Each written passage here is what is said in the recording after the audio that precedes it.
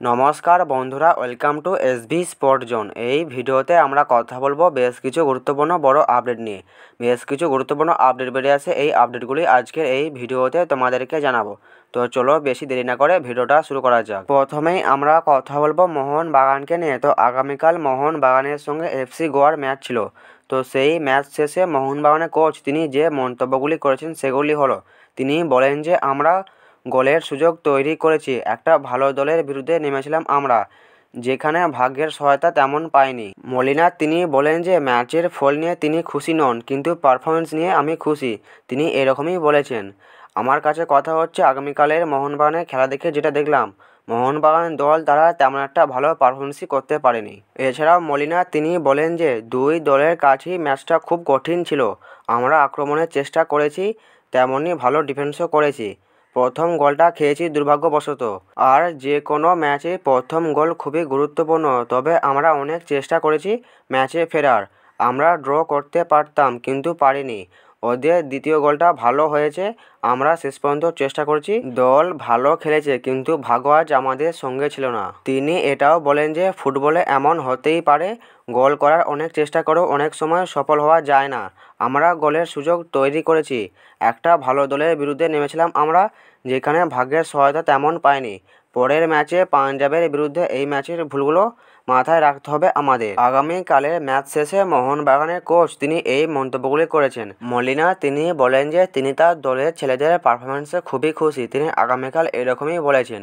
কিন্তু আমি মোহনবাগানের খেলা দেখে যেটুকু বুঝতে পারলাম সেটা হলো যে মোহনবাগান দলে অ্যাটাকে যে একটা বড় ঝাঁজ থাকে আগামীকালের ম্যাচে, সেই ঝাঁজটা ছিল না। কেরালা ম্যাচেও মোহনবাগান দল তেমন একটা পারফরমেন্স করতে পারেনি, কারণ কেরালা ম্যাচে তারা ভাগ্যের জোরে জিতে গেছে, কারণ সেই ম্যাচেও তারা তেমন একটা পারফরমেন্স করতে পারেনি। এছাড়াও মোহনবাগানের দুই বিদেশি প্লেয়ার দিমি ও জেমি, তো এই দুই বিদেশি প্লেয়ার তারা তাদের ফর্মের ধারে কাছেও নাই, মানে তারা পুরো সুইচ অফ হয়ে গেছে এরকম ব্যাপার। কেরালা ম্যাচেও মোহনবাগানের দলে গ্রেগ স্টুয়ার্টের অভাব খুব ভালোভাবে বুঝতে পারা গেছে, এবং আগামীকালের ম্যাচেও গ্রেগ স্টুয়ার্টের অভাব খুব ভালোভাবে বুঝতে পারা গেছে।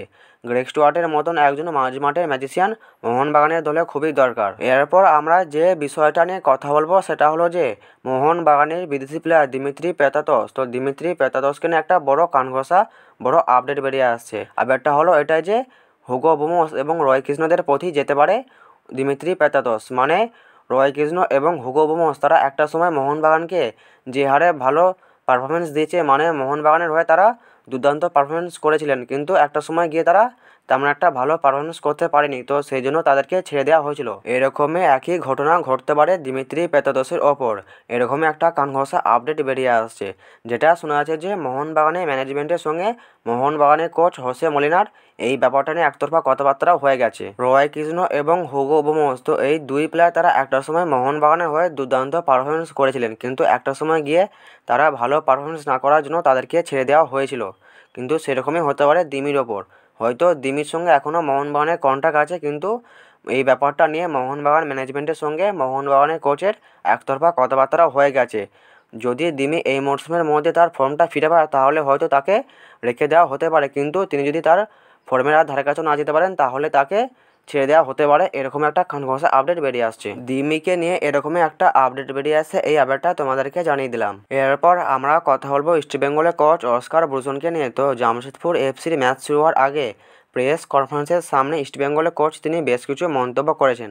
তিনি বলেছেন যে ভালো জায়গায় থাকার মতো দল ইস্টবেঙ্গল, নিজেদের শক্তিশালী করে তোলার জন্য ও লক্ষ্য পূরণের জন্য তো আমাদের সেরা ছয়ে থাকতেই হবে, তাই এটাই এখন আমাদের লক্ষ্য। তিনি বলেন যে এই ম্যাচ আমাদের কাছে জেতার সম্ভাবনা রয়েছে, আর আমরা যদি জিততে পারি তাহলে আমাদের ওপরে থাকা অন্যান্য দলের সঙ্গে আমাদের দূরত্ব কমবে। পরের সপ্তাহে আমরা হায়দ্রাবাদকেও হারাতে পারলে বছরটা প্রত্যাশিত জায়গায় থেকেই শেষ করতে পারবো। এখন এটাই আমাদের স্বপ্ন, যাকে সত্যি করে তোলা সম্ভব। ওই জায়গায় পৌঁছানোর জন্য যা যা করা দরকার সবই করব আমরা। অস্কার ব্রুজন তিনি বলেন যে যে ছন্দ ফিরে পেয়েছি আমরা, সেই ছন্দ যাতে নষ্ট না হয় সেই চেষ্টা আমাদেরই করতে হবে। লিগ টেবিলে আমাদের উঠতে হবে। জামশেদপুর এখন 6 নম্বরে রয়েছে, আমরাও স্বপ্ন দেখছি ওই জায়গায় পৌঁছানোর, কিন্তু এখনও দলের মধ্যে একাধিক সমস্যা রয়েছে, সেসব সামলে ওখানে পৌঁছাতে গেলে জয়ের খিদে লক্ষ্যে পৌঁছানোর ইচ্ছা আমাদের আরও বাড়াতে হবে। গত ম্যাচে দ্বিতীয়ার্ধে যা করতে পেরেছি আমরা, দিমিত্রিয়স দিয়ামন্তাকস ও জ্যাকসন সিং এবং নাওরে মহেশ সিং এই তিনজনই তারা শনিবারের ম্যাচে খেলতে পারবেন কিনা তা নিয়ে অস্কার ভূষণ তিনি বলেন যে ওরা তিনজনই শেষ অনুশীলনে ভালো ইঙ্গিত দিয়েছে, মনে হয় ওরা স্কোয়াডে থাকবে। তবে যেই খেলুক আমাদের শেষ পর্যন্ত লড়াই করার জায়গায় থাকতে হবে। জামশেদপুরের ম্যাচের আগে ইস্টবেঙ্গলের কোচ অস্কার ভূষণ তিনি তার দল নিয়ে প্রেস কনফারেন্সের সামনে এই মন্তব্যগুলি করেছেন। এরপর আমরা কথা বলবো ইস্টবেঙ্গলের প্লেয়ার সৌভিক চক্রবর্তীকে নিয়ে। তো সৌভিক চক্রবর্তীকে নিয়ে একটা বড় আপডেট বেরিয়ে আসছে। আপডেটটা হলো এটাই যে সৌভিক চক্রবর্তীকে বড় অফার করেছে মুম্বাই সিটি এফসি এবং হায়দ্রাবাদ এফসি।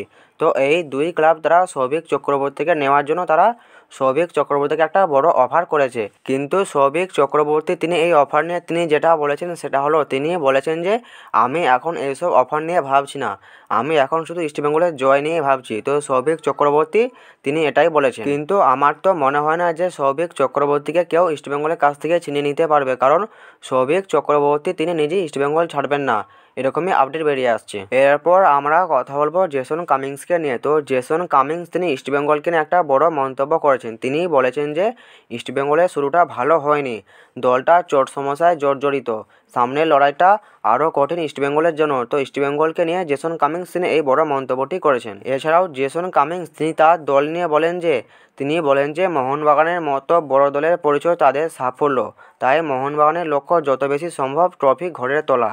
গত মরশুমে আমরা লিগ শিল্ড জিতেছি, এবারে আমরা লিগ শিল্ড এবং কাপ দুটোই জিততে চাই। তো জেসন কামিংস তিনি তার দল নিয়ে এই মন্তব্যটি করেছেন। তো আজকের এই ভিডিওতে তোমাদেরকে এই আপডেটগুলি জানানো ছিল, এই আপডেটগুলো তোমাদেরকে জানিয়ে দিলাম। ভিডিওটা যদি ভালো লাগে ভিডিওটা অবশ্যই একটা লাইক করে দিও। যারা আমাদের চ্যানেলে প্রথমবার আসবে চ্যানেলটা অবশ্যই সাবস্ক্রাইব করে দিও। তো দেখা হচ্ছে নতুন কোনো একটা ভিডিওতে।